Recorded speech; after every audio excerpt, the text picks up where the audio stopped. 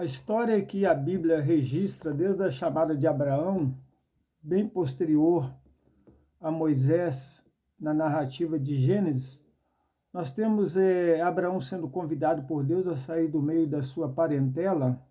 Esse convite foi para que nessa caminhada fosse estabelecido um relacionamento de Abraão com Deus. E vemos ali muitos episódios acontecendo, desde Abraão levando seu filho a sacrifício, provando então assim que ele debotava confiança total em Deus, o Deus que o havia chamado.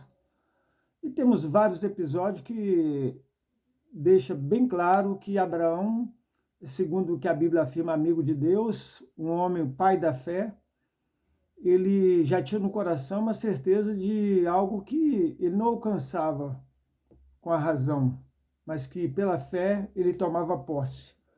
E nós temos a revelação de Deus, baseada no seu sacrifício em Jesus para pagar o preço do pecado. E junto nós temos a revelação de um reinado e da glória desse Salvador. E nós temos então a história da redenção, que é controlada por Deus, de modo que ela culminará em uma eterna glória. É a promessa. A história da redenção terminará com a mesma precisão e exatidão como ela começou. Nós temos até uma frase interessante que podemos falar uns para os outros. Pode ficar tranquilo que tudo terminará bem, porque Deus está no controle de tudo. A Escritura, ela menciona muitas características específicas deste fim. E no livro de Apocalipse, nós temos ali relatado acontecimentos que nós não temos acesso pleno porque tem o seu contexto. Mas, basicamente, aquilo que é possível compreendermos pela fé e adentrarmos nessa transcendência, nós conseguimos nos aproximar com traços visíveis de que é uma verdade e que será uma promessa cumprida.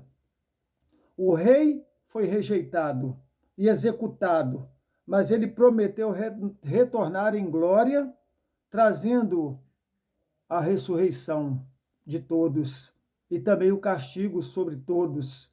E o seu reinado será para sempre. É interessante que Jesus, quando ele esteve andando com seus discípulos, em dado momento os discípulos queriam tomar partido numa situação usando de força.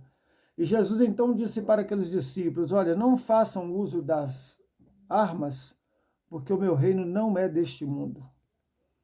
É interessante que o convite de Deus a Abraão para que pudesse andar e se relacionar com ele, e ser amigo dele, e confiar nele, é o convite que Jesus fez aos discípulos e que Jesus nos faz hoje ainda, para que a gente entenda que quando nós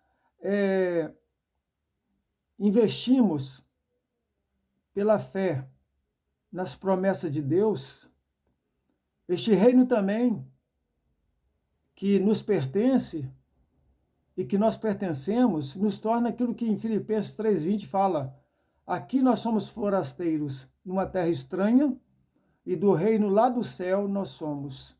Ou seja, nós somos estrangeiros aqui, porém cidadãos dos céus. Que Deus seja louvado por sua grande promessa que há de se cumprir um dia, e todos que creem descansam nela. Louvado seja o nome do Senhor.